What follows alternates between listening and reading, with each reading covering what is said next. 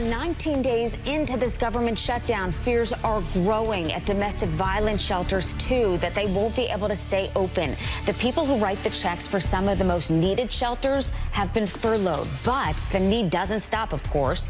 In one day, more than 41,000 domestic violence victims use those shelters, emergency ones or temporary housing. That's according to the latest numbers from the National Network to End Domestic Violence. Joining me now, the Executive Vice President of that organization, Cindy Southworth. Cindy, good to talk to you. What is a big concern for you now as we head into the 19th day?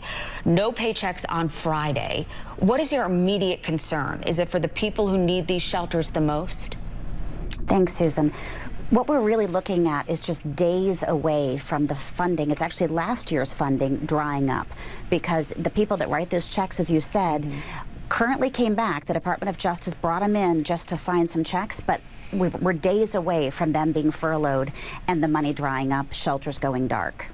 And when you hear about President Trump and Pelosi kind of bickering and can't come up with some sort of resolution at all here to get these people paid, it must be infuriating to you, because President Trump's response to this is, look, people are patriots, they'll be fine, they're okay, you could find extra work. But you're talking about a dire need, something people desperately need. Absolutely, and domestic violence is a nonpartisan issue, and I just think about the victims right now that fled perhaps right before the holidays with their kids, staying in a shelter. I can't imagine listening to the news right now thinking, the shelter I'm staying in might close down.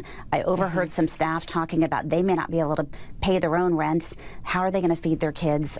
Like, there's already so much fear and uncertainty being a domestic violence survivor. Adding this weight is just absolutely unconscionable. And we can't reopen the government at the expense of victims of domestic violence who are immigrants. So we need to find a way to reopen the government without building an unnecessary wall.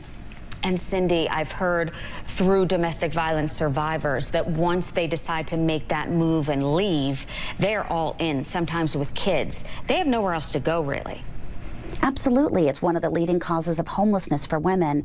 And what happens if you don't have anywhere to go, you're going to go back. And I would hate for any victim to have to make that really difficult choice to go back to a dangerous partner because the government's shut down. And unfortunately, domestic violence offenders didn't get the memo that the government is shut down. So please, can you refrain from being abusive and violent? That is a real ramification from this shutdown. The nitpicking, the arguments, there are lives at stake here. Cindy Southworth, thank you.